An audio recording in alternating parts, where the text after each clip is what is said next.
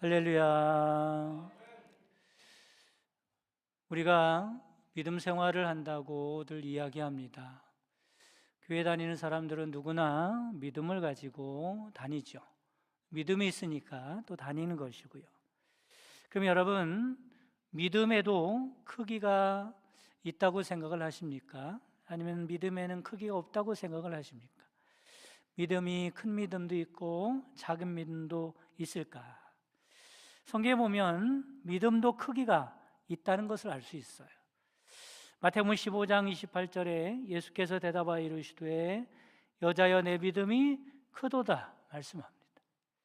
마태복음 6장 30절에는 믿음이 작은 자들아 라고 책망을 하시죠. 그러면 어떤 믿음을 갖는 것이 좋을까? 말할 것도 없이 큰 믿음을 갖는 것이 좋은 줄 믿으시기를 바랍니다.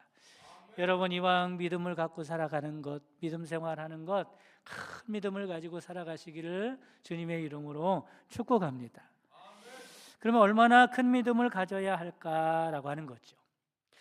우리의 믿음이 구원받는 것이 전부라고 생각한다면 사실은 기본적인 믿음만 있어도 됩니다. 이런 기본적인 믿음이 뭐겠습니까? 예수님을 구세주로 믿는 것, 예수님을 그리스도로 믿는 믿음입니다. 예수님이 하나님의 아들이시오 구세주라는 사실을 믿으면 죄사함 받고 영생을 얻을 수 있음을 믿으시기를 바랍니다. 그런데 여러분, 실제로 삶의 현장에서는 이 기본적인 믿음만 가지고는 승리하며 살기 어렵다라고 하는 거죠. 능력 있는 삶을 살기가 어렵다는 겁니다. 삶 가운데 승리하며 살기 위해서는 더 큰 믿음이 필요한 줄 깨달으시기를 바랍니다. 믿음을 이렇게 생각하면 좋을 것 같아요. 믿음은 마치 파이프라인과 같습니다. 여러분, 저수지에 가면 우리 대청댐이 있지만 저수지에 가면 엄청난 물이 그 안에 담겨져 있습니다. 그러면 저수지의 그 많은 물을 어떻게 내 것으로 만들 수 있을까? 어떻게 만들 수 있어요? 파이프라인을 가지고 저수지부터 우리 집까지 연결해 놓는 겁니다. 그러면 저수지에 있는 물이 우리 집으로 올 것이고 우리가 사용할 수가 있겠죠. 그런데 그 물의 양은 무엇이 결정하는가? 그 파이프의 굵기가 결정하는 겁니다. 그러므로 중요한 것은 그 파이프의 굵기가 중요하죠. 굵으면 저수지에서 많은 물을 가져다 쓸 수 있을 것이고, 좁으면 물을 가져다 쓰긴 하는데 조금밖에 쓸 수가 없겠지요. 여러분, 마찬가지입니다. 믿음의 크기만큼 하나님의 은혜와 능력을 받을 수 있음을 믿으시기를 간절히 바랍니다. 그래서 믿음의 크기가 중요한 거예요. 하나님의 은혜와 능력이 부족한 것이 아닙니다. 어떤 사람들은 그러죠. 하나님의 능력도 별 수 없네. 내가 교회 다녔는데 내가 열심히 신앙생활하는 것 같은데 어떻게 나에게는 별 하나님의 능력이 나타나지도 않고 하나님의 은혜도 없는 것 같으네. 그러면서 하나님도 별 수 없다고 그렇게 말을 할 수도 있습니다. 하나님의 은혜와 능력은 저수지의 물과 같이 무한한 줄 깨달으시기를 간절히 바랍니다.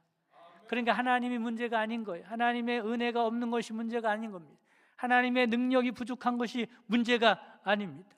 문제는 무엇입니까? 우리의 파이프의 굵기가 문제인 거죠. 믿음의 크기가 문제인 겁니다. 믿음이 크면 하나님의 은혜와 능력을 많이 받아서 승리하는 삶을 살아갈 수 있음을 믿으시기를 간절히 바랍니다. 믿음이 작으면 그만큼 힘이 없는 믿음 생활을 할 수밖에 없어요. 믿음 생활하는 게 무엇인가 알 수가 없죠. 그러면 다시 한번 물어보겠습니다. 여러분은 예수님을 믿는 목적이 무엇이라고 생각을 하십니까? 구원받는 것이 예수님을 믿는 전부입니까? 그것이 최고 궁극적인 목적입니까? 물론 구원받는 것이 믿음의 가장 큰 목적이기는 하지만 이것이 전부라고 할 수는 없는 거예요. 예수를 믿는 사람들은 구원을 받았을 뿐만 아니라 이 땅에서도 복되게 살아야 할 줄 믿으시기를 바랍니다. 예수님을 믿는 사람들은 믿음을 가지고 이 땅에서도 승리하는 삶을 살아가야 할 줄 깨달으시기를 바랍니다. 그렇기 때문에 우리에게 중요한 건 뭐예요? 믿음의 크기가 중요한 겁니다. 우리가 험한 세상을 살아가노라면 숱한 유혹과 시험이 있습니다. 어려움과 힘든 일을 만나기도 합니다. 그리고 이런 삶 가운데 승리하려면 하나님의 능력이 꼭 필요하다는 것을 여러분 깨달으시기를 간절히 바랍니다. 여러분, 시험과 유혹이 무엇입니까? 우리의 믿음을 흔들어서 넘어뜨리고 실패하게 만드는 요인들입니다. 누가 우리를 유혹하고 시험합니까? 여러 가지 요인들이 있겠지만 이런 요인들을 일으키는 보이지 않는 세력이 있으니 바로 성경에서 말하는 이 세상 임금이고 악한 영이고 마귀라는 것을 여러분 깨달아야 합니다. 그러므로 우리를 넘어뜨리려는 유혹과 시험을 우리 힘으로는 이겨낼 수 없는 것. 어느 누가 마귀를 이겨낼 수 있겠습니까? 결국에는 하나님이 도와주지 아니하시면, 하나님의 능력이 아니면 결국에는 넘어질 수밖에 없습니다.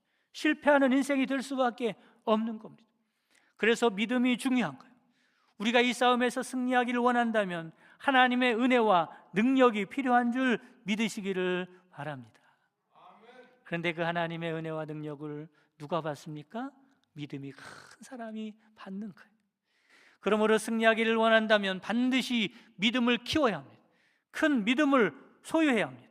그래야 큰 믿음이 큰 문제를 닥친다 할지라도 하나님의 능력으로 이겨낼 수가 있는 거예요. 그래서 오늘 본문에 보면 큰 믿음의 소유자가 등장합니다. 바로 바디메오라고 하는 사람이죠. 디메오의 아들 바디메오입니다. 그는 본래 맹인이었습니다. 그런데 그가 큰 믿음을 소유했기 때문에 구원받았을 뿐만 아니라 예수님을 만났을 때 눈을 뜨게 된 줄 깨달으시기를 간절히 바랍니다. 기적이 일어난 거죠. 그럼 먼저는 큰 믿음이 얼마나 중요한가 말씀을 드리려고 합니다. 대개 사람들은 관심이 있는데 누구에게 관심이 많습니까? 외적인 조건이 좋은 사람에게 관심이 많아요. 예를 들면 돈이 많은 사람에게 관심이 있습니다. 학벌이 좋은 사람에게 관심이 있습니다. 지위가 높은 사람에게, 인기가 많은 사람에게, 외적으로 화려한 조건을 가진 사람들에게 눈길이 돌아가고 관심을 보이게 되는 겁니다. 그러나 예수님은 그렇지 않습니다. 예수님은 사람들의 기준과는 다른 겁니다. 본문에 나오는 바디메오를 보시기 바랍니다. 얼마나 조건이 형편이 없습니까? 예수님이 여리고를 거쳐서 예루살렘으로 가던 도중이었습니다. 그때 길가에서 구걸하던 맹인 거지가 있었는데, 누구라고요? 길가에서 구걸하는 맹인입니다. 그 사람이 바로 바디메오예요. 얼마나 초라하고 그 인생이 비참합니까? 맹인은 그 당시 저주를 받은 사람으로 인식되어 있었습니다. 지금은 그렇게 이야기하면 안 되지만 그때 당시는 그렇게 생각을 했어요. 그래서 그는 하나님께 버림받은 인생이고 죽지 못해 사는 인생입니다. 목구멍이 포도청이라 하루하루 구걸하며 겨우 먹고 사는 사람, 아무도 그에게 관심을 갖지 않습니다. 오히려 가까이 하기를 꺼려하죠. 그런데 예수님은 그에게 관심을 보이셨습니다. 오늘 보면 49절 말씀에 보면 예수께서 머물러 서서 그를 부르라 하시니 말씀합니다. 지금 예수님은 예루살렘에 바삐 가고 계십니다. 그런데 바디마우가 예수님의 발걸음을 멈춰 세운 거예요. 여기서 우리는 무엇을 알 수 있습니까? 예수님은 인간적인 조건을 보지 아니하십니다. 다른 것에 관심을 가지시는 것이 아닙니다. 예수님의 관심은 오직 믿음에 있는 줄 깨달으시기를 간절히 바랍니다. 바디메오가 천한 거지였지만 그가 가지고 있는 큰 믿음을 보시고 예수님이 특별한 관심을 가진 것입니다. 이 사실로 볼 때 예수님은 믿음을 가진 자에게 관심을 보인다는 사실을 알 수가 있습니다. 그러니까 예수님은 사람 차별은 하지 아니하시지만 믿음은 차별하시는 분이에요. 사람들은 외적인 조건을 보고 차별합니다. 그러나 예수님은 그런 분이 아니에요. 그래서 얼마나 좋은지 모릅니다. 나의 세상적인 조건, 인간적인 조건, 외적인 조건 가지고 나를 차별하지 않습니다. 그래서 나 같은 사람도 주님이 사랑하지 않습니다. 얼마나 좋으신 분이에요. 하지만 주님은 믿음에 대해서는 분명히 차별하십니다. 믿음이 있는지 없는지, 믿음이 큰지 작은지에 따라서 차별하십니다. 그것도 보통 차별하는 것이 아닙니다. 그 믿음에 따라 구원받기도 하고 못 받기도 하지 않습니다. 은혜를 받기도 하고 받지 못하기도 하지 않습니다. 그 믿음에 따라 기적을 경험하기도 하고 그렇지 않기도 하지 않습니다. 얼마나 차별이 심한지 모릅니다. 52절에 보면 예수께서 이르시되 가라, 내 믿음이 너를 구원하였느니라 하시니 그가 곧 보게 되어 예수를 길에서 따르니라 말씀합니다. 여러분, 바디메오가 시각장애를 가지고 있었는데 눈이 떠지는 기적을 체험한 줄 믿으시기를 바랍니다. 그 영혼이 구원받고 영생을 얻은 줄 믿으시기를 바랍니다. 장애를 가진 사람이 이 바디메오 뿐이었겠습니까? 숱하게 많았을 텐데, 구원받지 못한 사람이 수도 없이 많았을 텐데, 그 사람들에 비해서 이 바디메오가 믿음이 있는 것을 보고 주님께서 그 믿음을 보시고 역사를 이루신 겁니다. 여러분, 오늘날 우리도 마찬가지입니다. 주님은 우리의 조건을 보고 감동하지 않습니다. 우리의 믿음을 보시고 감동하는 줄 깨달으시기를 간절히 바랍니다. 바라기는 주님을 감동시킬 만한 큰 믿음의 사람들이 되시기를 주님의 이름으로 축복합니다. 다음은 큰 믿음의 특징에 대해서 말씀을 드리려고 합니다. 바디메오가 큰 믿음을 소유했다고 했는데 큰 믿음을 소유한 사람들의 특징이 뭘까? 물론 그런 특징을 가졌다고 해서 큰 믿음을 가졌다고 할 수는 없지만 큰 믿음을 가지면 그런 특징이 나타나는 거예요. 첫째로 큰 믿음을 소유한 사람의 특징은 확신이 있다는 겁니다. 어떻게 보면 당연한 말이지만 믿음이 클수록 의심은 떠나가는 줄 믿으시기를 바랍니다. 믿음과 의심은 반비례합니다. 의심이 있으면 믿음이 자라지 않습니다. 그리고 의심하는 곳에는 하나님의 능력이 나타나지 않습니다. 야고보서 1장 6절에서 8절 말씀에 보면 오직 믿음으로 구하고 조금도 의심하지 말라. 의심하는 자는 마치 바람에 빌려 요동하는 바닷물결 같으니 이런 사람은 무엇이든지 주께 얻기를 생각하지 말라. 두 마음을 품어 모든 일에 정함이 없는 자로다 말씀합니다. 여기서 의심한다는 단어는 헬라어로 둘로 쪼개졌다는 거예요. 둘로 나눠졌다는 거예요. 뭐가 나눠져요? 마음이 나눠지는 겁니다. 그런가 안 그런가? 하나님의 말씀을 들어도 정말 그런가? 마음이 나눠지는 거예요. 될 것인가? 안 될 것인가? 응답을 받을 것인가? 받지 않을 것인가? 자꾸 나눠지는 겁니다. 그런 것을 보고 의심한다. 정말로 믿지 않는 것은 불신앙입니다. 여러분, 불신앙은 불신자들이 하는 것입니다. 그런데 의심은 믿음의 사람들이 하는 겁니다. 믿음이 작은 자들이 하는 겁니다. 그러나 바디메오를 보시기 바랍니다. 그에게는 전혀 의심을 찾아볼 수 없습니다.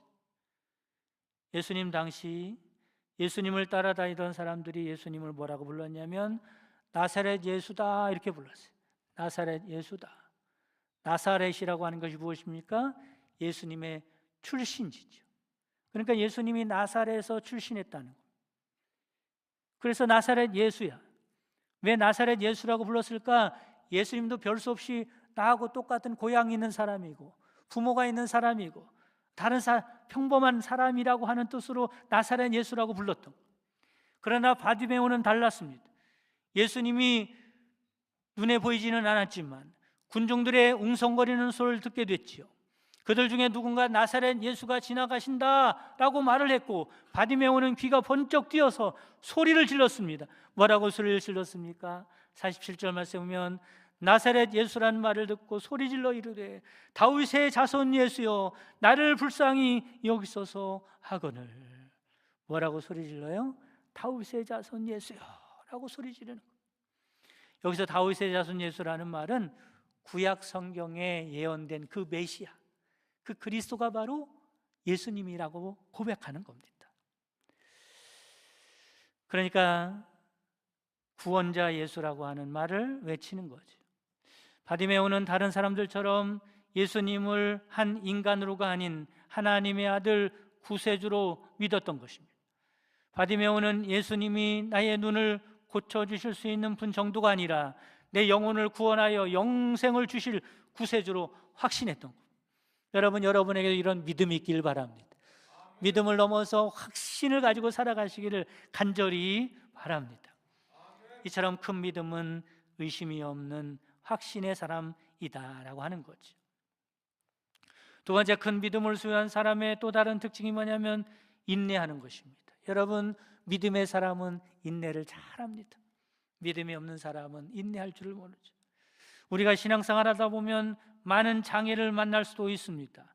주위 사람들로부터 조롱과 멸시를 받기도 하고 심하면 방해와 핍박을 당하기도 합니다.